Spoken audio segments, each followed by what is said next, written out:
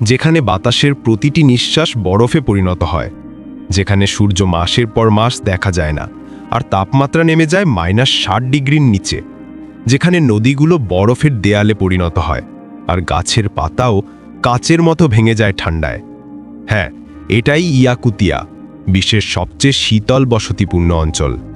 কিন্তু ইয়াকুতিয়া শুধু বরফ নয়, এখানে লুকিয়ে আছে হাজার বছরের পুরনো রহস্য, অলৌকিক প্রাণী, অজানা প্রাকৃতিক ঘটনা আর মানব সহনশীলতার ইতিহাস। এ যেন পৃথিবীর অন্য প্রান্তের এক ভিন্ন জগৎ, যেখানে প্রতিটি নিঃশ্বাসই এক যুদ্ধ। ইয়াকুতিয়া, যাকে আনুষ্ঠানিকভাবে বলা হয় সাখা রিপাবলিক ইয়াকুতিয়া, রাশিয়ার উত্তর পূর্বাঞ্চলে অবস্থিত। এর আয়তন প্রায় 30 লাখ বর্গ কিলোমিটার, অর্থাৎ পুরো ভারতবর্ষের আকারের সমান। তবুও এখানে বাস করে মাত্র 10 লাখ মানুষ।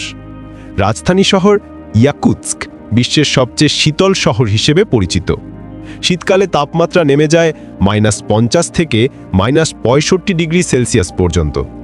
মানুষ এখানে বিশেষ পশমের পোশাক পরে, গাড়ির ইঞ্জিন সারা দিন চালু রেখে দেয়, কারণ বন্ধ করলে তার কখনো স্টার্ট নেয় না। এই অঞ্চল সাইবেরিয়ার বিশাল বনের অংশ, যেখানে নদী, বরফ এবং পর্বত একসাথে তৈরি করেছে এক ভুতুড়ে নৈশব্দ। ইয়াকুতিয়ার মাটির নিচে লুকিয়ে আছে হাজার বছরের প্রাচীন ইতিহাস। এখানে বিজ্ঞানীরা খুঁজে পেয়েছেন ম্যামথ নামের বিলুপ্ত প্রাণীর অক্ষত দেহ। বরফে জমে থাকা অবস্থায় তাদের দাঁত, চামড়া, এমনকি পেটের ভেতরের খাবারও প্রায় অপরিবর্তিত রয়েছে।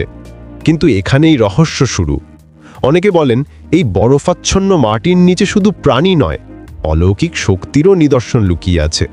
স্থানীয়দের ভাষায় বলা হয়, কিছু জায়গায় শামান স্পিরিটস বা আত্মারা পাহারা দেয় এই বরফের রাজ্যকে। ইয়াকুতিয়ার অনেক গ্রামে এখনও মানুষ শামানবাদ বিশ্বাস করে। তারা বিশ্বাস করে প্রকৃতি ও আত্মা একে অপরের সাথে কথা বলে, আর এই বরফের মাটি দেবতাদের আবাস। ইয়াকুতিয়ার সবচেয়ে ভয়ঙ্কর জায়গা হলো ভ্যালি অফ ডেথ বা মোলোজু চার্নি। এটি লেনা নদীর উপত্যকার গভীরে অবস্থিত। স্থানীয়রা বিশ্বাস করে এখানে অনেক অদ্ভুত গম্বুজাকৃতি ধাতব বস্তু পোতা আছে মাটির নিচে। গ্রামবাসীরা বলেন, যারা এই জায়গায় রাত কাটায় তারা হয় অসুস্থ হয়, নয়তো আর কখনো ফিরে আসে না।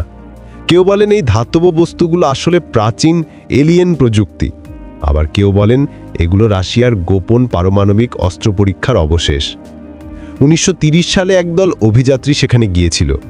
ফিরে আসা কয়েকজন বর্ণনা করে মাটির নিচ থেকে আসা ধাতব গর্জন, অজানা তাপ আর আকাশে জ্বলন্ত বলের মতো কিছু।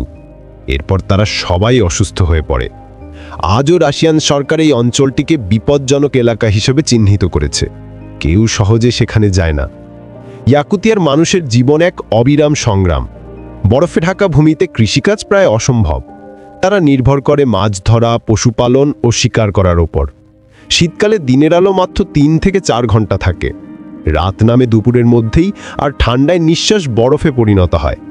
মানুষ ঘরের ভেতরে আগুন জ্বালিয়ে বসবাস করে, দেয়ালগুলো বরফে ঢেকে যায় আর জানালার বাইরে দেখা যায় কেবল সাদা তুষার।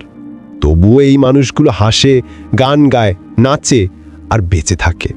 তাদের মুখে একটাই কথা, আমরা প্রকৃতিকে ভয় পাই না, আমরা প্রকৃতির অংশ। ইয়াকুত জনগোষ্ঠী তুর্কি ভাষাভাষী। তাদের ভাষা সাখা নামে পরিচিত, যা রাশিয়ান ভাষার পাশাপাশি সরকারি মর্যাদা পেয়েছে।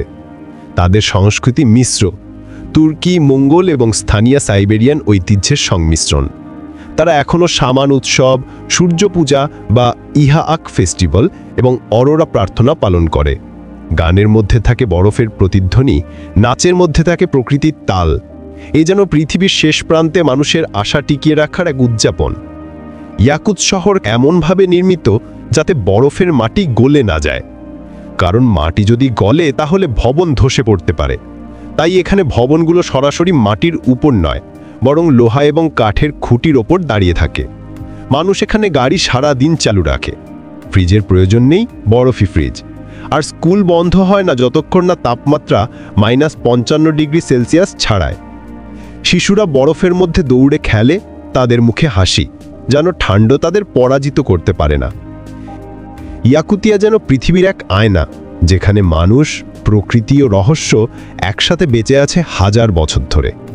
এখানে প্রতিটি বরফকণা এক গল্প বলে, সংগ্রামের, সাহসের আর জীবনের, যেখানে মৃত্যু প্রতিদিনের সঙ্গী, তবুও মানুষ এখনও বেঁচে আছে, ভালোবাসে, গান গায়, নাচে। এই বরফের রাজ্য শুধু পৃথিবীর সবচেয়ে ঠান্ডা জায়গা নয়, এটা মানব সহনশীলতার সবচেয়ে উজ্জ্বল উদাহরণ। এরকম ভিডিও আরও পেতে চ্যানেলটি সাবস্ক্রাইব করে বেল আইকন বাজিয়ে দাও।